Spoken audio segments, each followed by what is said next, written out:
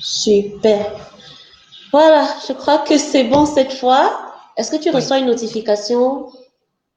Aucune jusqu'ici.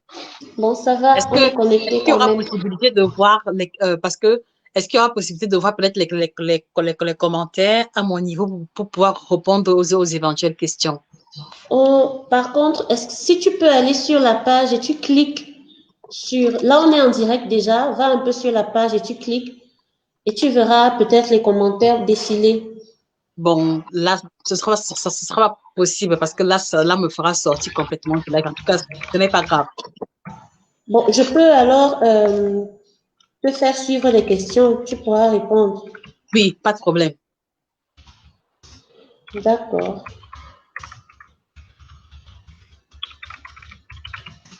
Là, c'est déjà lancé. Hello, hello, bonjour tout le monde, bonjour, bonjour, bonjour. Et vraiment, désolé pour le contretemps de tout à l'heure. C'est l'être humain a créé la machine, mais la machine le dépasse. Donc vraiment, désolé pour le contretemps de tout à l'heure. Josie et moi, nous sommes connectés. Coucou, Josie. Bonsoir, Winnie.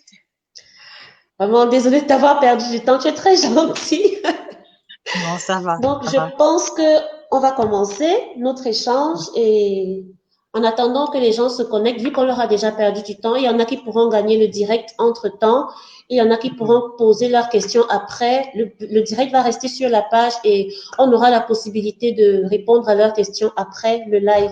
Ça marche OK. pour toi? C'est parfait, c'est parfait. Super.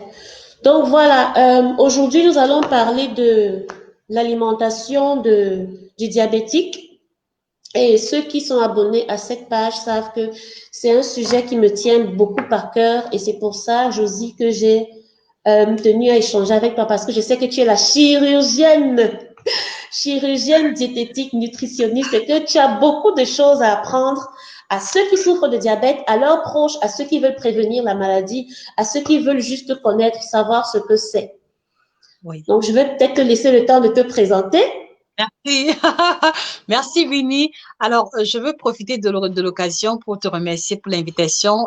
Et je pense que tu as peut-être été surprise par ma spontanéité parce que je n'arrive pas à résister à une quelconque invitation qui a trait à l'alimentation. Et la raison, elle est simple, c'est que je suis passionnée d'alimentation et je ne le cache pas, je le dis toujours.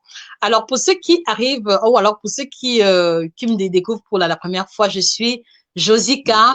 Je me décline vraiment comme étant une chirurgienne en nutrition. Et c'est l'occasion pour moi de revenir sur cet intitulé qui peut surprendre. Ce n'est pas un abus de langage, ce n'est pas une usurpation de titre, non. Alors, quand je me définis comme étant chirurgienne, c'est juste pour vous faire, c'est-à-dire que pour attirer votre attention sur le sens élevé de la précision, d'accord, et de la rigueur qui m'anime chaque fois que je parle ou alors que je dois accompagner un patient au même titre qu'un chirurgien classique. Donc, c'est uniquement cela. Donc, précision et rigueur dans l'information délivrée et dans l'accompagnement. Et donc, je le suis comme ça depuis 9 ans déjà que je suis dans le domaine d'activité, dont 2 ans où j'ai travaillé en tant qu'employé dans une compagnie qui vendait les compléments alimentaires, la compagnie Edmark International. Et par la suite, je me suis détachée pour pouvoir commencer à travailler dans mon compte. Donc, j'ai commencé au Cameroun où j'ai exercé pendant 4 ans et demi et 2 ans et demi déjà que je suis ici. Et voilà, je suis passionnée d'alimentation pour faire court et la passion se prolonge également dans les ouvrages qu'on a mis sur pied. Donc, on a mis sur pied 4 ouvrages déjà, dont 9 aliments tropicaux qui vous aideront à changer radicalement votre santé, 7 aliments à bannir de votre alimentation, le guide complet du ventre plat et le guide complet de la femme ménopausée africaine. Donc voilà vraiment pour faire court et simple. Ça, c'est super. Voilà, je suis sûre que vous allez être intéressé par son profil. Je vous invite à regarder la page YouTube le compte YouTube de Josie, Nutrition TV. Vous allez vraiment être édifié. Mais pour l'heure, j'aimerais qu'on entre dans le vif de notre sujet, à savoir l'alimentation du diabétique. Josie, tout à l'heure, je t'écoutais, tu disais, il y a des cas pour lesquels l'argent ne peut plus rien. C'est exactement ce que Mhm. tu as dit tout à l'heure dans ton Oui, live précédent concernant la oui, prévention de la oui, maladie, c'est-à-dire inciter les gens vraiment à prévenir la maladie plutôt que de devoir vivre avec elle. On sait tout à combien fait, c'est pesant. tout à On fait. sait combien c'est vraiment pesant et c'est coûteux, comme tu l'as dit tout à l'heure. Tu as bien dit choisir de dépenser de l'argent à titre préventif ou alors à titre curatif. Bon, ou alors, on va dire que il vaut mieux choisir de dépenser à titre curatif au lieu de le faire non, il vaut mieux dépenser à titre préventif au lieu de le faire à titre curatif. Et dans le cas curatif, pour le cas précis du diabète, la guérison, elle n'est pas possible, en fait. Tu vois? Donc, du coup, voilà. Donc, voilà. Je sais que certains savent déjà ce que c'est que le diabète, mais j'aimerais quand même, on dit que la répétition est la mère de la science. J'aimerais quand même qu'on revienne sur ce que c'est que cette maladie. Josiane, est-ce que tu peux essayer d'édifier ceux qui nous regardent? Bien sûr. Alors, le diabète, vous devez comprendre que c'est un trouble, d'accord? C'est un trouble lié à l'assimilation, d'accord? À l'assimilation, à l'utilisation du glucose par l'organisme de manière générale. Donc, vraiment de manière terre à terre, on va dire que le diabète, c'est lorsque votre corps n'arrive plus à assimiler le sucre que vous l'apportez, d'accord? Ou alors, lorsqu'il n'arrive plus à utiliser le sucre que vous l'apportez. Vraiment, je ne veux pas rentrer dans les définitions scientifiques, mais de manière terre à terre, c'est lorsque l'organisme humain a du mal à assimiler, à utiliser le glucose apporté par l'alimentation de manière générale. Et voilà, il faut que nous précisions que même si on utilise le terme générique diabète, on doit comprendre qu'il y a 4 types de diabète de manière générale. C'est vrai que c'est essentiellement 2 qui sont très connus, mais il y a 4 types de diabète et je veux pouvoir comme ça vous apporter les différentes spécificités et au fur et à mesure que nous allons vous présenter les différents types de diabète, n'hésitez pas à mettre en commentaire le type de diabète qui est le vôtre ou alors le type de diabète qui correspond à celui de la personne proche qui est diabétique que vous connaissez. Alors, on a déjà le premier, d'accord, qui est le diabète de type 1. Donc, lui, c'est ce qu'on va aussi appeler le diabète juvénile parce qu'il est diagnostiqué chez les jeunes personnes ou alors chez les adolescents. Donc, lui, c'est ce qu'on va appeler le diabète insulinodépendant parce que sa régulation ou alors son soin, si je peux oser l'expression, dépend essentiellement des injections liées à l'insuline. Alors, d'où provient ce diabète? Lui, il provient simplement d'un défaut de production de l'insuline par le pancréas.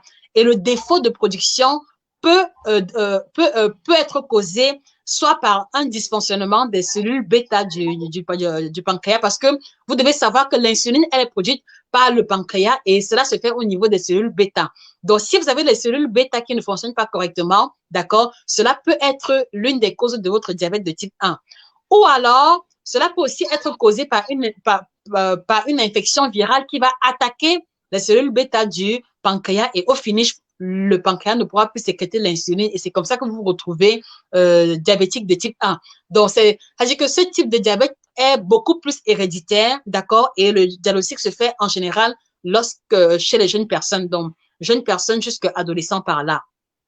Alors, le diabète de type 2, lui, par contre, il est non insulinodépendant pour la simple raison que lui, il survient à la suite du mauvais schéma alimentaire, à la suite ou alors comme conséquence du surpoids, de l'obésité ou alors d'un développement trop élevé du tour de taille. C'est l'une des raisons pour lesquelles je mets un accent particulier à toujours développer des contenus qui renvoient au ventre plat parce que beaucoup de personnes ont le sentiment que quand nous parlons de ventre plat, on voit uniquement l'esthétique, on voit uniquement les traits du corps. Ça n'a rien à voir. Vous devez comprendre que il y a un lien étroit entre votre santé de manière générale et votre tour de taille. Et pour mieux vous aider à comprendre cela, vous devez savoir que une femme adulte doit avoir un tour de taille inférieur ou égal à 88 cm par là. Donc, inférieur ou égal à 88 cm. Et donc, si vous nous écoutez, n'hésitez pas à prendre un mètre ruban pour mesurer votre tour de taille au niveau du nombril, ventre en position relâchée et mettez en commentaire quelle est la valeur de votre tour de taille à l'heure actuelle. Et pour ce qui concerne les hommes, vous devez avoir un tour de taille inférieur ou égal à 102 cm. Ça veut dire que si vous, monsieur, qui nous écoutez en ce moment, le tour de taille est de 110, vous êtes déjà en position irrégulière, si je peux dire. Voilà. Et donc, il faut déjà commencer à faire quelque chose. Donc, contrôlez votre tour de taille. Et maintenant, pourquoi est-ce qu'on a défini ces standards? C'est simplement parce que à partir du moment où une femme va avoir un tour de taille supérieur à 88 cm ou alors supérieur à 102 cm chez les hommes, vous allez commencer à développer de manière insidieuse. Vous allez commencer à développer de manière subtile ce que l'on va appeler le syndrome métabolique. Et dans le syndrome métabolique, on regroupe à l'intérieur l'ensemble des pathologies qui sont la conséquence du surpoids et de l'obésité, parmi lesquelles le diabète. Et c'est la raison pour laquelle les personnes qui se retrouvent à avoir le diabète de type 2, pour la grande majorité, sont en surpoids ou obèses. Donc, voilà pourquoi est-ce que vous devez faire extrêmement attention à votre tour de taille, qui est un indicateur du risque de survenue du diabète et des autres pathologies liées au système cardiovasculaire. Donc, voilà, quel est votre tour de taille, s'il vous plaît? Contrôlez et mettez les différentes réponses en commentaire. Donc, voilà, en ce qui concerne le diabète de type 2, il survient à la suite du mauvais choix alimentaire. Et je vais préciser la consommation abusive d'aliments qui contiennent énormément de sucre, d'accord? Et là, on va voir non seulement les sucres rapides, mais également les sucres complexes. Parce que quelquefois, les gens ont l'impression que telle personne est devenue diabétique parce qu'il prenait trop les jus ou alors parce qu'il mangeait trop le caramel. Non. Même les personnes qui ne mangent pas le caramel, même les personnes qui ne mangent pas croquettes, etc. peuvent développer le diabète. Qui ne boivent pas de jus et tout ça. Voilà. Il suffit juste que dans votre alimentation au quotidien, qu'il y ait un apport trop élevé de féculents. Par exemple, il suffit simplement que vous mangez peut-être 2 boules de couscous sauce gombo, 2 boules de foufou. C'est-à-dire que le foufou, le couscous, le plantain, les pommes de terre sont également des sucres, juste qu'ils sont des sucres complexes. Donc, si vous mangez les féculents en grande quantité et que de manière générale, vous êtes en surpoids et qu'à côté, il y a des éléments accélérateurs du diabète comme la consommation du gras, la sédentarité, voilà un élément qui peut être la source ou alors la raison pour laquelle vous vous retrouvez diabétique. Donc, voilà en ce qui concerne le diabète de type 2. Alors, j'ai annoncé qu'il y avait 4 types de diabète. Allons-y au niveau du troisième. Dans le troisième, voilà. Dans le troisième type de diabète, c'est ce qu'on va appeler le diabète de type gestationnel. Donc, lui, il concerne les femmes enceintes qui vont le contracter de manière spécifique durant la gestation. Et en général, cela est diagnostiqué entre le 2e et le 3e trimestre. Donc, là aussi, c'est vrai qu'il y a une influence hormonale, mais le schéma alimentaire compte énormément. Donc, ça veut dire que cela veut dire que si pendant la grossesse, ça dit que vous avez des envies de femmes enceintes que l'on comprend très bien et qui qui tournent essentiellement autour de la crème glacée, du jus, des aliments trop sucrés, croquettes, bonbons. Voilà, il est probable que l'on vous diagnostique le diabète de type gestationnel au 2e et 3e trimestre. Donc là aussi, il faut faire extrêmement attention à vos choix alimentaires. Mais ce qui est intéressant aussi ici, c'est que c'est un diabète qui est momentané pour la plupart du temps. Ça veut dire que en général, il disparaît à l'accouchement du bébé et tout rentre à la normale. Voilà. Mais c'est vrai aussi qu'il y a des femmes qui se sont retrouvées diabétiques à vie à partir du diabète gestationnel qui n'a pas été très bien géré. Donc là aussi, vraiment, faites extrêmement attention. Et enfin, on va avoir ce que j'appelle le diabète insipide. Donc, comme le nom l'indique bien, dans insipide, on voit ici un lien avec le goût. C'est un diabète qui n'a pas de goût. C'est un diabète qui n'a pas de lien avec le sucre. C'est-à-dire que c'est un diabète qui survient à cause du défaut de production de l'hormone antidiurétique. D'accord? Voilà. Et c'est-à-dire que l'hormone antidiurétique en question, c'est la vasopressine. Ça veut dire que si votre organisme n'arrive pas à produire la vasopressine, qui est l'hormone qui permet de réguler les liquides sanguins, vous allez vous retrouver en train de développer le diabète insipide. Et dans ce cas précis, Winnie, précisons-le, c'est un type de diabète qui va faire en sorte que le patient va produire de l'urine qui va de 5 à 10 litres par jour. Ça veut dire qu'ils urinent énormément. Oui. Et le volume des urines peut monter. Oui, jusqu'à 5 à 10 litres par là. Pourquoi? Parce que vous devez comprendre que l'élément de l'organisme ou alors l'élément de la physiologie humaine qui régule les liquides corporels, c'est le rein, d'accord? Et quand on parle de rein, justement, on parle de l'hormone antidiurétique, donc celle qui va réguler les liquides. Donc, si cette hormone-là ne fonctionne pas correctement, vous allez uriner à temps et à contre-temps. Et ce qui est bizarre, c'est que quand on va tester ces urines-là, il n'y aura pas de sucre à l'intérieur. Donc, voilà pour le cas du diabète insipide, qui est la 4e catégorie de diabète. La moins fréquente, c'est vrai, mais c'est bien de savoir qu'elle existe également. Donc, voilà, fidèles téléspectateurs, les 4 grandes catégories de diabète. Donc, à quelle catégorie de diabétique appartenez-vous? Est-ce que c'est le diabète de type 1, diabète de type 2, gestationnel ou alors insipide. Donc, n'hésitez pas à mettre les réponses en commentaire. C'est super. Alors là, on se rend compte, par exemple, le diabète insipide, quel gêne de devoir uriner tout le temps. C'est Voilà, vraiment... voilà. et je sais que la plupart des gens savent que le diabète, c'est diabète de type 2, diabète de type 1. Ils ne savent pas qu'il Oui, existe plusieurs types de diabète. Et comme oui, c'est une maladie sournoise, on ne se fait pas oui. forcément dépister. C'est quand on a une Mhm. maladie ou qu'on a un problème qu'on se rend à l'hôpital et qu'on constate à travers les examens qu'il y a un réel problème. C'est Donc ça. voilà, merci vraiment d'avoir expliqué en profondeur ce que Mhm. c'est que tout ce diabète-là. Maintenant, j'aimerais Oui. qu'on essaye de voir comment est-ce que, pour ces personnes diabétiques-là, comment est-ce que l'alimentation peut véritablement les aider à vivre au quotidien, ou alors comment est-ce que pour ceux qui ne sont pas diabétiques, l'alimentation peut les aider à prévenir la maladie. Très bonne question. Très bonne question. Alors oui. Alors voilà. Alors ce qui est intéressant de préciser, c'est que comme vous avez pu vous en rendre compte, dans les quatre types de diabète, on peut dire vraiment de manière rigoureuse qu'il n'y a que deux types de diabète qui sont liés de manière directe à la qualité de l'alimentation. Donc comme je l'ai dit, le premier type de diabète, c'est voilà, c'est une malformation congénitale, si on peut le dire ainsi. Et le quatrième est également lié à un défaut lié à la physiologie. Donc, il n'y a que le diabète de type 2 et gestationnel qui sont liés à l'alimentation. Alors, Mhm. le, il faut préciser que, voilà, c'est-à-dire que ce qu'il faut retenir déjà, c'est que pour les deux types de diabète qui ont un lien avec l'alimentation, cela veut L'alimentation. dire que un schéma alimentaire indiqué peut aider à prévenir le diabète, mais également pour ceux qui ont été diagnostiqués de cette pathologie-là, il y a obligation morale d'avoir une transition alimentaire pour les aider à survivre d'abord, mais également et pour pouvoir aider à éviter les complications. Parce que si vous êtes diagnostiqué diabétique et que vous continuez de manger normalement, voilà, vous allez réduire votre espérance de vie et très tôt également, on va avoir Des complications. voilà, voilà.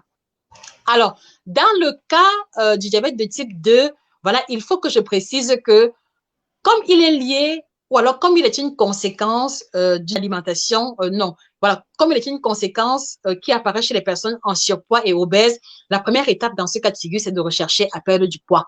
D'accord? Parce que vous Mhm. voyez, le fait de se retrouver avec un tour de taille élevé signifie que vous avez beaucoup de graisse qui a été stockée au niveau de la ceinture abdominale. Et c'est pour ça que comme il y a eu l'accumulation de gras à ce niveau-là, il y a eu le développement du syndrome métabolique et du diabète. Donc, la première étape, c'est chercher à perdre À du poids. perdre du Mais poids. pas uniquement chercher à perdre le poids. Vous allez devoir rechercher la perte de poids. Et dans la démarche de la perte de poids, vous allez devoir être obligé d'effectuer une transition alimentaire en retirant de votre alimentation les éléments qui vous ont conduit à ce statut de diabétique pour pouvoir mettre dans votre alimentation ces aliments-là qui sont les classes alimentaires indiquées.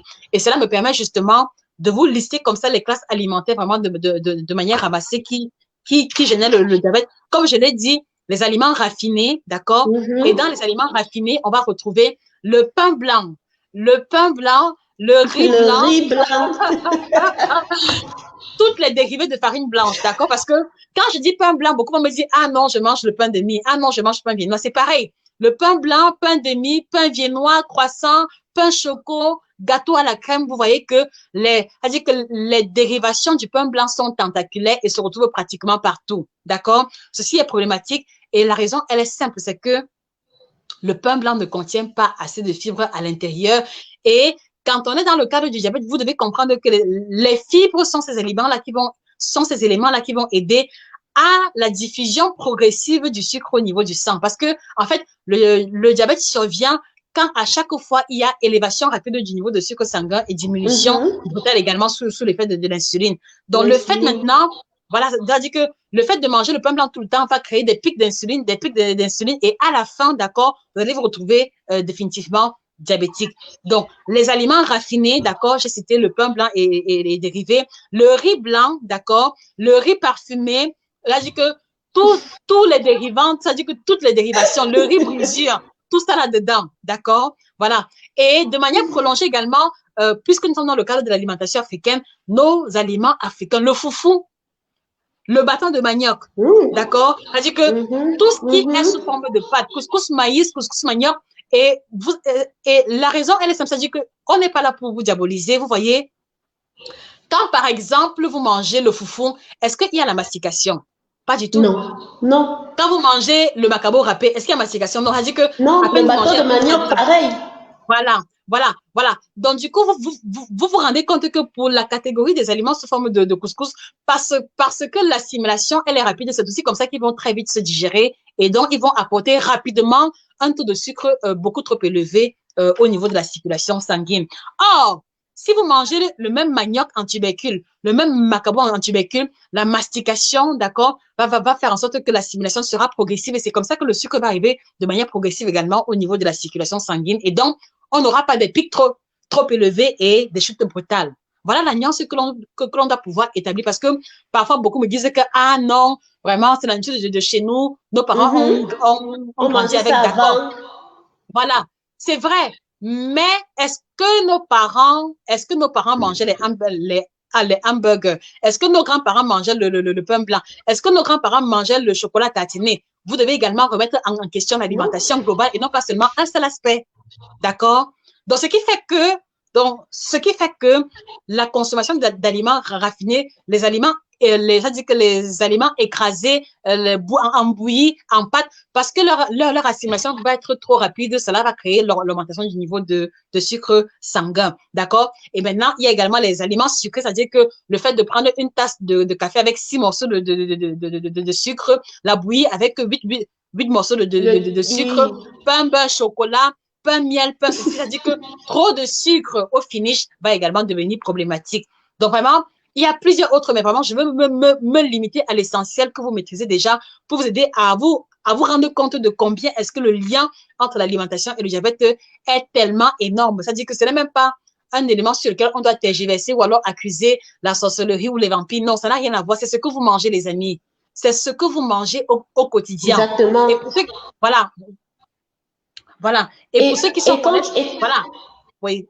Et quand tu en parles, justement, on sait que les aliments en général, d'abord, ils sont sucrés. Donc maintenant, on vient encore rajouter des choses. C'est ça le Je prends un exemple. Par exemple, tu manges un bon plat de héros avec le watafoufou. Bon, déjà, le watafoufou en soi est un aliment qui a un index glycémique élevé parce que comme c'est sous forme de pâte, cela va être vite assimilé. Maintenant, tu finis le plat de watafoufou, tu ajoutes dessus une bouteille de taupe ananas. Tu vois? C'est-à-dire que le sucre du taupe ananas, d'accord, ajouté maintenant au sucre que va apporter le watafoufou, c'est trop élevé. Et c'est ça qui fait donc que, en répétant de tels schémas alimentaires au quotidien, voilà, il n'y a pas, c'est-à-dire que c'est sans grande surprise que vous retrouvez définitivement diabétique. Voilà. Donc, ce qui fait donc que le schéma alimentaire idéal d'un diabétique de type 2 va consister à perdre le poids, je l'ai dit. Mais en second lieu, vous devez faire l'effort d'apporter à votre alimentation ce qu'on va appeler les aliments qui ont un index glycémique extrêmement faible. D'accord? Voilà, je sais que c'est une notion un peu scientifique, mais retenez juste que l'index glycémique, c'est l'outil qui va aider le diabétique à faire les choix alimentaires stratégiques. D'accord? Et donc, plus un aliment va avoir un index glycémique élevé, moins souvent vous allez le consommer. Et moins un aliment aura un index glycémique élevé, plus vous allez le privilégier. Alors, allons-y terre à terre. Quels sont donc les aliments qui ont un index glycémique trop élevé? Je l'ai dit. Donc, parce que vous comprenez automatiquement que le pain blanc, le foufou, voilà, tous les aliments que j'ai listés ont un index glycémique trop élevé. Donc, c'est pour ça que, voilà, chez les diabétiques en général, on va leur demander de ne plus consommer tous ces aliments raffinés là parce qu'ils augmentent rapidement le niveau de sucre sanguin et c'est problématique. D'accord? Et c'est aussi la raison pour laquelle vous allez vous rendre compte que les aliments qui ont un index glycémique faible, ce sont les légumes, d'accord, essentiellement. Donc, courgettes, carottes, poireaux, gombo. Et c'est pour ça qu'on va encourager les diabétiques à avoir une part intéressante de légumes dans leur alimentation parce qu'ils pourront se rassasier sans augmenter rapidement le niveau de sucre sanguin. Exactement. Voilà, justement, tu as emboîté le pas. Je voulais qu'on essaye de parler de l'assiette équilibrée. La dernière fois, j'ai fait une présentation ici au bureau où j'ai parlé de l'assiette équilibrée, la portion de féculents dans une assiette, la portion de protéines, la portion de légumes, la portion de produits laitiers. Mais les gens étaient surpris, mais on me demande de manger juste un petit morceau d'igname, on me demande de manger juste un petit morceau de plantain. Est-ce que je serai rassasiée? S'il te plaît, est-ce que tu peux revenir sur la question? Merci, merci de revenir dessus, Vini, parce que tu vois, ça dit que le même choc et le même feedback que tu as reçu, c'est le même feedback que je reçois tous les jours. Ah non, je dis, tu exagères. Ah non, je dis, Oui, comment tu peux me prescrire un plantain mûr? Je vais me rasser comment? Ça dit que c'est la question qui vient toujours. c'est Mais ça. laissez-moi vous dire, les amis, laissez-moi vous dire que s'il y a un problème qui correspond, ou alors s'il y a, ça dit que s'il y a un problème qui est symptomatique à beaucoup d'Africains, c'est que l'alimentation n'est pas adaptée aux besoins. D'accord? Je m'explique. Ça veut dire que, par exemple, vous êtes une femme, vous travaillez assises de 8 heures jusqu'à 18 heures. Vous devez comprendre que vous n'avez pas le droit de manger la même chose qu'une femme qui travaille dans les champs. Parce que les besoins énergétiques ne sont pas Sont pareils. différents, Et oui. voilà. Et l'erreur qu'on a commise, c'est que on a déplacé l'alimentation de nos grands-parents, de nos parents qui se dépensaient énormément physiquement pour pouvoir l'intégrer dans notre vie moderne où on ne fournit plus d'efforts physiques. C'est pour ça qu'on prend le poids facilement en mangeant le macabo râpé, le ntoubécon, etc. D'accord? Donc, vous devez comprendre que on compose son assiette par rapport à ses besoins et non pas par rapport à ses envies et non pas par rapport au fait que c'est l'alimentation avec laquelle on a grandi. D'accord? Donc, avant de commencer à manger, posez-vous la question, est-ce que je mérite cette portion de nourriture? Et voilà. Et quand je mange un plat de topsy banana, vraiment, c'est pour fournir quel effort physique après? C'est la question que vous devez vous poser. Parce que s'il n'y a pas un effort physique à produire après, soyez-en certain, vous allez stocker et c'est comme ça que vous allez prendre du poids. Du Donc, pour poids. revenir à ta question, l'assiette équilibrée, justement, c'est-à-dire que même si dans le schéma de l'assiette équilibrée, la portion de féculents, elle est réduite, je vous rassure que l'on peut se rassasier en mangeant très peu de féculents. Il suffit juste de contrebalancer la portion de féculents par la portion de légumes. Et c'est là où beaucoup d'Africains ont encore du mal parce qu'ils n'arrivent pas à comprendre comment est-ce qu'ils vont manger beaucoup de sauces et peu de compléments, quand dans la culture, c'était plutôt l'inverse. Donc, vous devez apprendre L'inverse. à mettre dans la moitié de votre assiette davantage de légumes. Ça veut dire que si on a fait, par exemple, le frelon sauté avec le plantain, voilà, vous prenez un plantain, d'accord, et la moitié du plat, ce ne sont que les légumes, ce n'est que le frelon et un petit morceau de poisson ou de viande. Voilà vraiment ce que l'on appelle le schéma de l'équilibre alimentaire et pas autrement. Voilà, j'espère que les gens ont compris. Mais quand même, je puis rassurer aux gens que avoir une assiette constituée majoritairement de légumes, on se rassasie, hein. Les Oui, haricots oui, verts rassasient, ça rassasie. exactement. Non, je sais, les gens, en fait, je me dis, les gens sont figés, ils sont bloqués avec leur habitude alimentaire, qu'ils ne veulent pas essayer une Very nouvelle good, façon de very faire. good, very Et tu good. te rends compte que manger les légumes, c'est beaucoup plus bon que de manger les féculents. Et ça a beaucoup plus de goût. Et puis, tu te Oui, sens même un peu plus à l'aise. Tu te sens voilà. beaucoup plus dégagé. Tu te sens moins ballonné après. Donc, Very les good, gens ne veulent pas very good. essayer. Et c'est ça le véritable Oui, problème que c'est les ça. gens ont. Et c'est justement pour ça que moi, je pense qu'il faudrait qu'on mène un véritable travail de sensibilisation pour essayer de changer les habitudes alimentaires des gens. On n'a pas dit que les féculents sont mauvais, mais les Ils gens sont abusent. problématiques. Les gros, Ils sont problématiques. les gros morceaux de manioc, les gros morceaux de bâton de Deux marmite. bâtons avec un demi-morceau de le poisson brisé. Moi, je suis toujours choquée. Un filet de haricots. Je ne comprends pas. Ou alors deux boules de watafoufou avec beaucoup d'huile. Comme on dit, le héros, c'est Exact. l'huile. Et tu te rends compte que les gens sont arrêtés là. Et C'est quand il ça. finit, il te prend une bonne musique. Il balance Voilà, là-dessus. Et voilà, tu vois, le voilà. taux de sucre, il est en train d'augmenter. Et C'est tu ça, en vois, fait. là, on a déjà carrément emboîté le pas également. On a parlé des féculents. Il faudrait bien que les gens se rendent compte que pas pour ces féculents, mais encore qu'il faudrait les choisir. Tout à l'heure, tu parlais du Mhm. pain, tu parlais du riz. Il y a même les pâtes alimentaires également. Oui, Il y oui, a des pâtes si. complètes. J'ai fait allusion à C'est ça, vrai que oui, parce que, dans un oui. premier temps, Mhm. vas-y, vas-y. Non, en fait, je disais que lorsque j'énonçais les différentes classes alimentaires problématiques, j'ai dit que j'ai précisé le pain blanc, la farine de blé raffinée et toutes les ramifications possibles, pain au lait, pain de mie, pâte alimentaire ordinaire. Et malheureusement, tu vois, quand on parle, par exemple, des pâtes alimentaires ordinaires, franchement, tu as l'impression que les gens ne mangent que ça à longueur de semaine. C'est-à-dire que le riz, le pain, les pâtes, tu as l'impression que s'il y a pénurie, au marché, les gens vont mourir de faim parce qu'ils ne mangent que ça. Pain chargé avec spaghetti et viande hachée, c'est-à-dire que Moi, je suis pain blanc dépassée. chargé avec spaghetti blanc Moi, et je suis viande dépassée. hachée. Certains ajoutent la sardine, ajoutent les œufs durs. Donc, à un moment, Ou donc même comment est-ce un que bâton avec spaghetti sauté. tout ça, voilà, tout ça, omelette avec tout ça, vraiment, on essaye quand même de faire autant que ce peut de changer les habitudes alimentaires, mais on espère qu'on va y arriver. Et justement, parlant de ces habitudes alimentaires, un monsieur m'a écrit la dernière fois et m'a demandé, un diabétique, Oui. et m'a demandé s'il a encore le droit de consommer les fruits parce que les fruits sont sucrés. Je me suis Très rendu bon. compte que, mais tiens, les gens ont des idées arrêtées. Ils se privent eux-mêmes de certaines Non. bonnes choses. Ça Oui. pourrait leur faire du bien. Et je lui ai dit non. Tu dois consommer des fruits, mais il faudrait savoir quand consommer des fruits. Donc, j'aimerais, s'il te plaît, que tu Exactement. essayes de les édifier là-dessus. Très bien. Voilà. Très bien. Alors, vous voyez, euh, quel est le lien que l'on peut établir entre le statut de diabétique et la consommation de fruits? Alors, la caractéristique principale ici, c'est que le diabétique a droit aux fruits. C'est clair, c'est net, c'est automatique. Il n'y a même pas à tergiverser dessus parce que cela va leur apporter les vitamines et les sels minéraux qui font partie de l'équilibre alimentaire.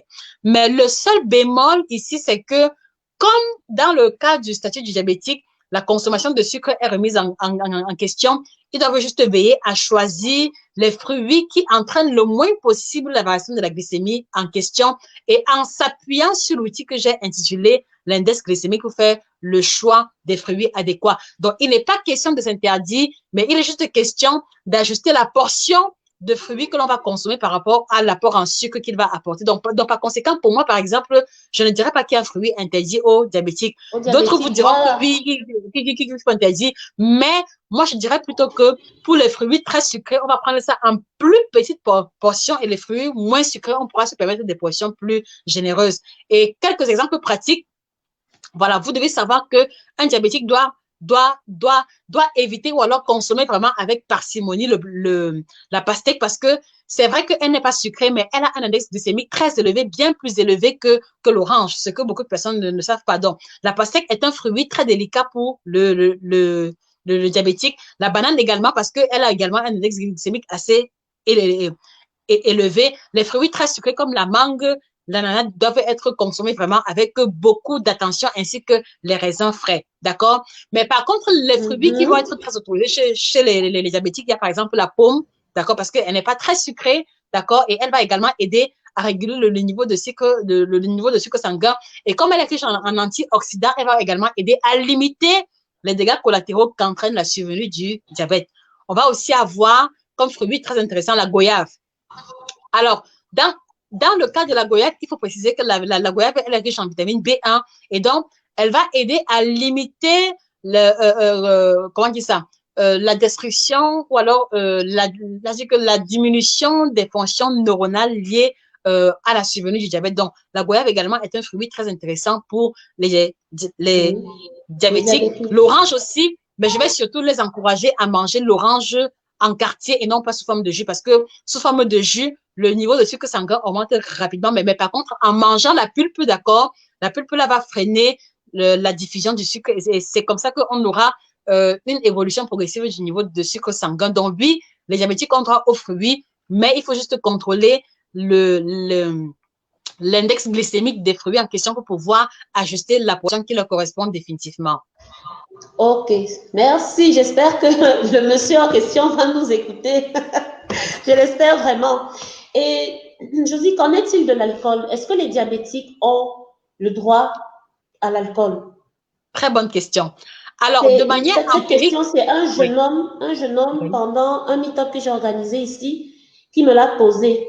Il m'a demandé, est-ce que les diabétiques ont le droit, ont droit de boire de l'alcool, que ce soit du oui, vin, que ce soit du whisky, que ce soit oui. de la bière, l'odontol, le vin de palme, le vin blanc, est-ce qu'ils ont le droit de boire de l'alcool? Très bonne question, très bonne question. Alors, tu vois, ça dit que si on rentre dans le cadre de la diététique traditionnelle, ça dit que la diététique d'avant, les diététiciens vont vous dire que non, il faut arrêter avec l'alcool, d'accord? Ce n'est pas très faux mais je pense que on peut nuancer cela.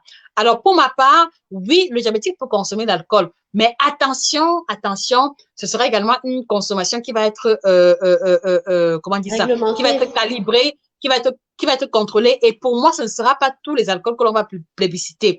Donc, premièrement, les alcools forts qui ont plus de 40% d'alcool, on les met de côté, tels que le whisky, l'odenthol, le haki, parce que à plus de 40% d'alcool, il n'apporte rien, il n'apporte aucun nutriment à l'organisme. Donc, en fait, c'est ce que je vais appeler les aliments inutiles, d'accord? Et comme ils n'ont pas de valeur ajoutée, on peut très bien s'en passer. Voilà. Maintenant, en ce qui concerne la bière, voilà, la bière a une teneur assez conséquente en sucre. Donc là aussi, on peut s'autoriser 1 ou 2 verres de bière, mais il faut pouvoir calibrer la quantité, d'accord, et définir la fréquence de consommation si on est en train de manger ou pas. Parce que si, par exemple, je mange un plat de riz complet avec la sauce et que je veux la bière à côté, je ne peux pas prendre le même volume de bière que si je prends la bière tout seul, d'accord? Parce que vous devez comprendre que l'alcool a le mauvais effet d'accélérer l'hypoglycémie. Ça veut dire que si vous prenez l'alcool à jeun, d'accord, vous risquez une hypoglycémie sévère qui peut vous conduire à un malaise. Donc ça, il faut éviter. Donc oui, l'alcool, mais uniquement lorsque vous mangez, parce que le fait de manger et en buvant va freiner, c'est-à-dire que va limiter le risque de survenue de l'hypoglycémie. Et maintenant, le vin blanc, on peut se le permettre, mais sauf que vous devez savoir que le vin blanc, en tout cas, tous les vins blancs, vin blanc sec, vin blanc moelleux contiennent du sucre à l'intérieur. Donc là aussi, c'est problématique. Et là aussi, on va devoir faire attention parce que vous voyez, la double combinaison de sucre et d'alcool va faire en sorte que la diffusion de sucre va se faire encore plus rapidement, ce qui n'est pas intéressant. Donc, pour ma part, la classe d'alcool la plus intéressante pour le diabétique, c'est le vin rouge de qualité supérieure. Donc, je ne fais pas allusion au Casanova ou alors au vin au Pénasol. Merci beaucoup, merci beaucoup. Non, il y a aussi un vin rouge sucré là. J'ai oublié le nom qu'on vend également en j'ai oublié le nom. Sangria, Baron de la Vallée.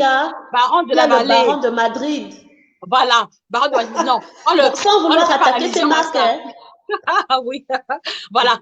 On a dit qu'on ne fait pas allusion à ça. Donc, le vin rouge de qualité supérieure va être la boisson idéale du diabétique parce que non seulement ça contient des antioxydants qui vont prévenir le cancer, prévenir le vieillissement accéléré, mais ils vont également aider à débarrasser les artères du mauvais gras accumulé. Donc, du coup, vous voyez qu'un diabétique qui est en surpoids, d'accord, et qui a le gras accumulé au niveau des artères gagnerait à consommer davantage le vin rouge que la bière ou le whisky, etc. Donc, oui, ils peuvent consommer de l'alcool, mais de préférence pendant le repas et en portion vraiment, vraiment minuscule. Ok. D'accord, j'espère qu'ils ont compris. Vraiment, tout à l'heure, on n'a pas voulu attaquer les marques, on n'a pas voulu attaquer les marques. Les gens peuvent en prendre, mais vraiment, les diabétiques devraient plutôt laisser tomber ces vins-là. Maintenant, j'aimerais, s'il te plaît, tout à l'heure, on a essayé de brosser, on est vraiment passé très rapidement dessus. Le schéma alimentaire du diabétique de façon concrète. Oui, très bien. C'est lequel? Voilà. Alors, vous devez comprendre que la première obligation du diabétique, c'est, comme tout le monde, avoir une alimentation équilibrée. Et en quoi va donc consister l'alimentation équilibrée? Ils vont aussi avoir l'obligation d'apporter dans leur alimentation au quotidien les 4 grandes classes d'aliments. Les glucides, les lipides, les protéines, vitamines et minéraux. Maintenant, revenons-en au niveau de la proportion. Alors, de manière standard, une personne qui n'est pas diabétique doit apporter à son alimentation. C'est-à-dire qu'une personne qui n'est pas diabétique et qui n'a pas de problème de poids doit apporter à son alimentation 50 à 55% de glucides. Mais comme c'est la classe alimentaire problématique chez les diabétiques, ils doivent apporter uniquement 40 à 45% de glucides. Et là encore, c'est sous prescription du médecin. D'accord? Donc, c'est-à-dire que même quand ils sont diabétiques, ils ne doivent pas retirer les féculents de leur alimentation. Non, mais ils doivent revoir ça légèrement à la baisse en privilégiant les glucides qui ont un index glycémique le plus faible possible. Donc, 40 à 45% de glucides dans leur alimentation au quotidien. Maintenant, s'ils sont en surpoids, d'accord, c'est clair que le pourcentage sera différent. On va revoir ça à la baisse. Et là encore, ça dit que c'est tout un programme alimentaire. Mais retenez que un diabétique qui n'a pas de problème de poids, voilà, doit avoir 40 à 45% de glucides au quotidien. Et en plus de cela, il doit apporter à son organisme 30 à 35% de lipides en mettant un accent sur les lipides insaturés que l'on va retrouver dans l'huile d'olive, dans les noix. Donc, ça veut dire que arachides, amandes qui ont la bonne matière grasse. Voilà, voilà. Et également, ils doivent apporter à leur alimentation 10 à 15% de protéines, d'accord, à travers la viande, le poisson. Mais il faut faire attention ici parce que il y a beaucoup de viandes qui contiennent beaucoup de mauvais gras. Donc ici, on mettra un accent particulier sur les protéines végétales, d'accord, le haricot, les lentilles, petits pois, pois chiches, pâtes d'arachide, graines de courge, d'accord, et même les insectes pour ceux qui mangent, c'est-à-dire que criquets, termites, Les qui sont une bonne termites, source de... Oui, et les chenilles aussi, qui et sont une bonne source les criquets, les chenilles, de protéines. Voilà, voilà, pour surtout ceux qui les peuvent blanches. voilà, voilà. Voilà. Et également, ils ont l'obligation d'apporter à leur organisme les vitamines et les sels minéraux qui vont être apportés à travers les légumes et les fruits de manière générale. Donc, du coup, vous voyez que le schéma alimentaire du diabétique n'est pas très différent d'une personne standard, juste qu'ils doivent faire extrêmement attention à la qualité et la quantité de glucides qu'ils apportent dans leur alimentation. Donc, c'est aussi, voilà, c'est aussi la raison pour laquelle je vais prolonger en disant que les aliments qu'un diabétique doit privilégier, ce sont essentiellement les grains complets. Ça veut dire que la base de l'alimentation du diabétique, ce sont les aliments à base de grains complets, à savoir le pain complet, d'accord, les pâtes alimentaires complètes, d'accord, voilà, et puis également le riz complet. Et je pense qu'il y en a suffisamment au Cameroun. Il y a par exemple le riz complet Ndop qui est cultivé au Cameroun. Et puis maintenant, faire l'effort de manger les féculents sous forme de tubercules, donc vraiment limiter la consommation de foufou, de macabo râpé, voilà, voilà, c'est-à-dire que, et privilégier les équivalents en entier, c'est-à-dire que le meilleur en tubercule vapeur, la patate vapeur, et cela va les aider à mieux contrôler leur glycémie de manière générale. Et pour le reste, sans changement, comme pour une personne standard. Et qu'en est-il de l'huile de palme, notre huile rouge? Alors, pour moi, je trouve que l'huile de palme est une huile qui est nutritive, hein. Franchement, il y a beaucoup de polémiques dessus, mais je trouve que c'est peut-être des polémiques financées par des lobbies. Mais revenons-en aux fondamentaux. L'huile de palme, qu'est-ce que c'est? L'huile de palme, elle a la coloration rouge qui témoigne d'une teneur élevée en bêta-carotène, qui est la vitamine A, qui est la vitamine indispensable pour pouvoir avoir une vue de qualité, d'accord, et qui améliore également le grain de peau. Donc, au commencement, pour moi, l'huile de palme ne pose aucun problème. Le problème se pose si on commence à blanchir l'huile de palme. Et quand je dis blanchir, c'est-à-dire qu'on chauffe, la fumée sort. Et lorsque la fumée En commence fait, à c'est tous sortir. les nutriments de l'huile là qui s'en vont. Voilà, mais au-delà, en fait, vous devez comprendre que c'est-à-dire qu'à partir du moment où l'huile que vous chauffez commence à faire sortir la fumée, vous devez comprendre qu'il est en train de se développer des substances cancérigènes. Donc, dès que vous voyez la fumée, comprenez qu'il y a déjà des substances cancérigènes qui sont en train de se former et qui vont donc devenir problématiques. D'accord? Donc, l'huile de palme, pour le piler, pour la sauce jaune, vraiment, pour les plats basiques, pour le sanga, pour le corps, ne pose pas de problème. D'accord? Cela posera problème uniquement pour les personnes qui ont un niveau de cholestérol élevé, d'accord? Ou ceux qui ont fait un AVC. Parce que là, maintenant, dans ces deux cas de figure, ils ont déjà le gras déposé au niveau des artères. Et comme l'huile de palme contient beaucoup de gras saturé, ce ne sera pas à leur avantage. Mais une personne en bonne santé peut consommer l'huile de palme sans souci, sans souci.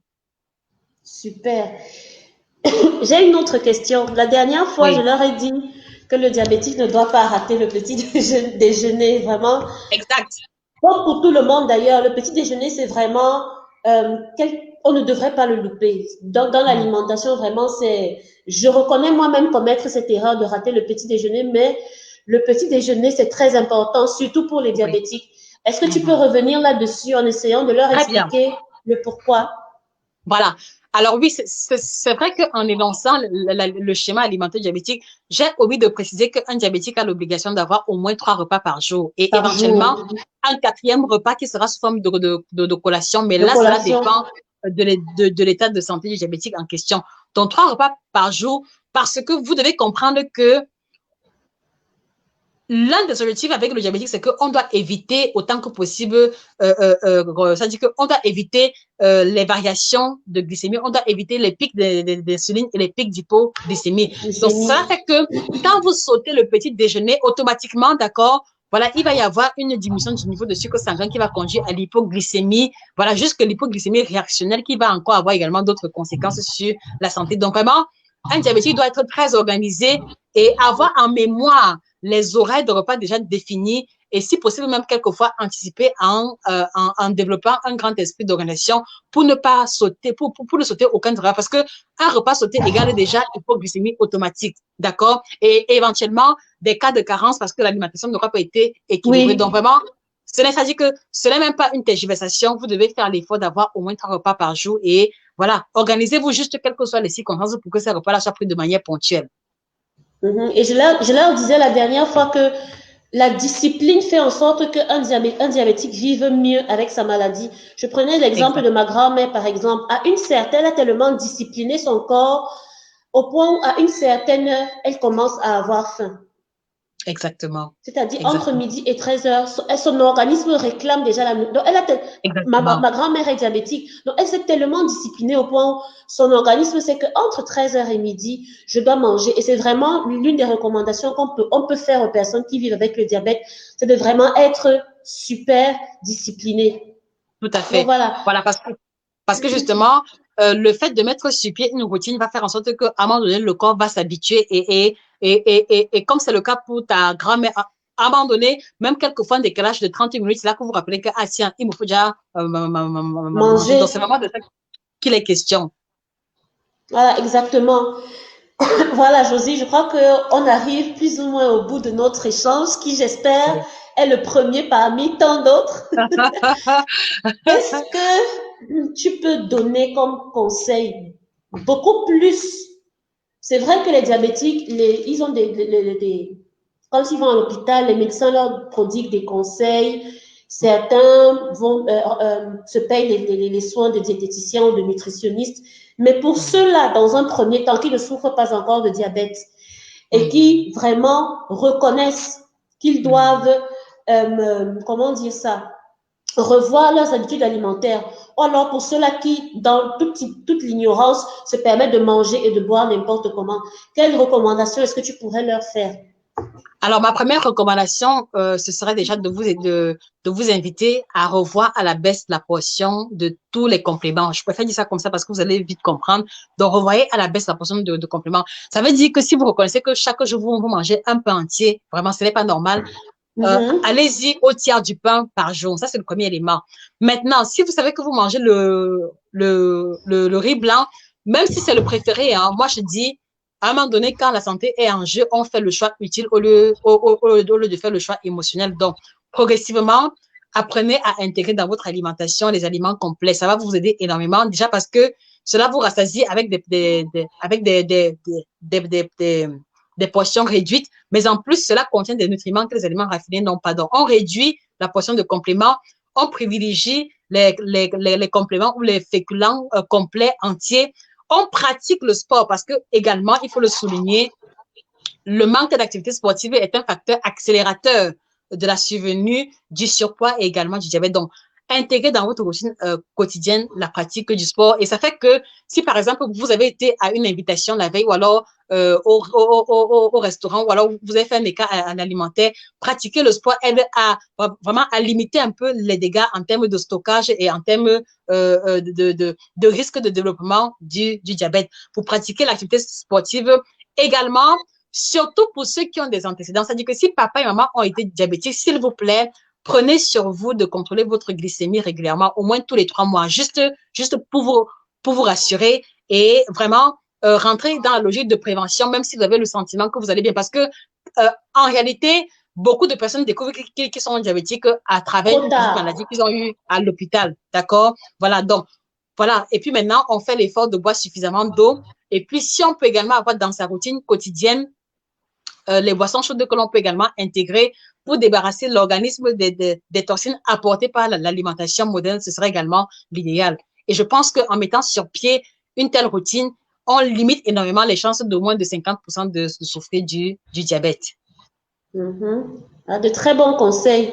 Et j'aimerais aussi rajouter à la suite de cela, moi j'estime que quand on n'a pas commencé quelque chose, on ne peut pas savoir si c'est faisable. On ne peut pas Mhm. savoir si c'est bien ou pas. Un peu comme on parlait tout à l'heure de manger, beaucoup plus de légumes que de féculents. Vraiment, la Mhm. recommandation serait de dire aux gens, essayez. Et puis vous allez C'est vous de ça rendre qu'il est compte à la fin question. que c'est pas Oui, mauvais. oui. Et puis, sur Oui. le plan Ouais. psychologique, il y Oui. a certains aliments même qui empêchent le stress et tout ça. Vraiment, essayez, c'est pas mauvais. Oui, je C'est pas pense que beaucoup mauvais. ont peur et beaucoup bon, c'est mon constat, hein, mais je me rends compte que beaucoup de personnes sont encore au stade de manger parce que c'est bon, ou alors manger parce qu'il y en a, ou alors manger parce qu'on était habitué à ça, au lieu de voir l'utilité ou alors l'impact que cela peut avoir de positif comme négatif sur la santé de manière générale. Donc, j'ajouterais également, s'il vous plaît, quitter aussi un peu l'alimentation émotionnelle pour se retrouver dans l'alimentation rationnelle. C'est-à-dire que je mange parce que je mange en vue de. Voilà, ça aussi, cela aidera énormément à limiter les dégâts. Voilà. Je crois que les uns et les autres, bon, c'est vrai qu'en regardant là, je n'ai pas de questions, mais plutôt des commentaires. Par exemple, Oui, oui, Stella Grace, qui est aussi une nutritionniste avec laquelle je travaille de temps en temps, qui dit oui, Invest in your health, c'est-à-dire investissez dans votre santé. Ça, c'est un oui. très bon conseil par contre. Il y a un ami qui s'est connecté tout à l'heure qui dit, mais pour moi, c'est foutu parce que lui, il ne mange que des choses frites, du poulet Oh, frit, le oui, poisson frit, les frites de oui, plantain. Ah, voilà une autre oui. chose qu'on a oublié de dire. C'est Hmm. d'éviter de manger beaucoup de friture, mais de privilégier les aliments vapeur. Oui, c'est Est-ce vrai que que tu... j'ai fait allusion à ça en précisant que la consommation des aliments riches en matière grasse, peut-être que je n'ai pas utilisé le mot friture, mais la consommation d'aliments riches en matière grasse va favoriser le stockage du gras, d'accord, qui viendra amplifier les effets secondaires liés à la survenue du diabète. Et donc, pour ton ami qui dit que c'est foutu, non, il n'y a rien qui soit foutu, hein. Moi, je dis toujours, le plus dur, c'est de commencer. Si tu sais que Voilà. et puis, le plus compliqué, c'est de faire le premier pas. Ça veut dire que, voilà, si par exemple, vous savez que vous mangez les fritures 5 fois en une semaine, d'accord, commencez par vous limiter à 3 fois pendant au moins 1, 2 semaines. Et après 2 semaines, vous allez à une seule fois et ce ne sera pas compliqué. Parce que vous voyez, je me rends également compte que beaucoup de personnes mangent les fritures parce qu'on était habitués. C'est-à-dire que sauce tomate, on fait frire le poisson. Sauce d'arachide, on fait frire le poisson, on mange la sauce d'arachide. Non, non, non, non. On peut faire cuire au four, on peut braiser à part et cela ne change rien au fait que le plat sera toujours aussi délicieux. Et vraiment, l'une des choses que moi je recommande également, c'est les bouillons sans huile. Par exemple, très Bouillons sans facile, huile. très Et ça facile, fait du bien au corps, très bizarrement. facile, très facile. Très facile. Et c'est facile à faire. Tu n'as pas le temps de faire frire les choses. Et puis, c'est bon pour la santé. On ne se complique pas trop la vie. Voilà. Donc, voilà, vraiment, Josie, je te remercie pour ce moment d'échange T'en prie, qui, je t'en prie. comme j'ai dit tout à l'heure, sera le premier parmi tant d'autres parce que vraiment, je te le confie, le diabète, c'est une maladie que moi, je suis en train de vouloir attaquer, attaquer de OK. plein fouet. Parce que Oui. c'est une maladie sournoise, on découvre du jour au lendemain comme ça qu'on a le diabète et Oui. qu'on va vivre toute sa vie avec. Alors Mhm. qu'on aurait pu faire attention, alors qu'on aurait pu prévenir ça. Tout Donc à fait. vraiment, c'est un combat qui est le mien. Je sais que c'est un combat qui est le tien. C'est un combat qui est celui de Stella, qui est connecté. Et Mm. vraiment, j'aimerais que ce soit le combat de tout le monde. On essaie d'améliorer les chances de survie de tout le monde. On essaie d'améliorer notre société. Donc voilà, tu as un dernier mot avant qu'on ne Bah, clôture cet échange. le dernier mot, c'est que je vais juste rajouter que, enfin, rajouter la phrase que vous connaissez tous, mon peuple périt faute de connaissances. Vous voyez, et je continue toujours de me dire que sur 100 diabétiques ou alors 100 personnes qui sont retrouvées diabétiques, je pense qu'il y avait au moins 80% qui auraient pu éviter cela s'ils avaient la bonne information dès le commencement. Donc, pour vous tous qui nous écoutez, ne manquez pas de partager cette vidéo parce que, voilà, cela aidera bon nombre. Ne manquez pas également d'être toujours dans la logique de rechercher l'information véritable. Et donc, voilà, faites l'effort Mhm. d'avoir avec vous les ouvrages de nutrition. Abonnez-vous sur les pages ou les plateformes sérieuses qui parlent d'alimentation. Et à force d'accumuler l'information, vous allez vous retrouver en train de changer sans trop de difficultés. Voilà. Et puis, retrouvez-nous Exactement. sur Nutrition TV A. Voilà, ne manquez pas de commander vos différents ouvrages, voilà, qui sont orientés sur l'alimentation africaine. Et je pense que cela viendra mettre encore du poids sur la démarche de la prévention que nous avons énoncée. Parce que parfois, on peut vouloir prévenir, mais par où commencer si on n'a pas d'informations? Exactement, d'information. Voilà, c'est justement l'action de ceux-là ici qui en principe rentrait dans le cadre de la lutte de la journée mondiale de lutte contre le diabète, mais il a pris du temps, mais c'est pas grave. Donc vraiment, je recommande aux uns et aux autres de s'abonner à la page Facebook de Josie. Sa page Facebook, c'est Josica Institute. Je vais le marquer en commentaire. Ou alors sur sa page YouTube, c'est Nutrition TV. Oui, Nutrition YouTube, TV. Twitter, Instagram, Nutrition TV Instagram 1. et LinkedIn aussi. Oui, oui, oui. Et également, j'invite les uns et les autres de s'abonner à Stella Grace de Bogondongo, qui est également une bonne nutritionniste qui a créé BID. J'espère que je ne me trompe pas. Elle fait de la cuisine, un peu comme moi, de la cuisine diététique. Elle fait des plats, vraiment, je vous la recommande pour ceux qui sont un peu plus proches ici au Cameroun. Donc voilà, nous sommes arrivés au terme de notre live. Josie, vraiment, je te remercie.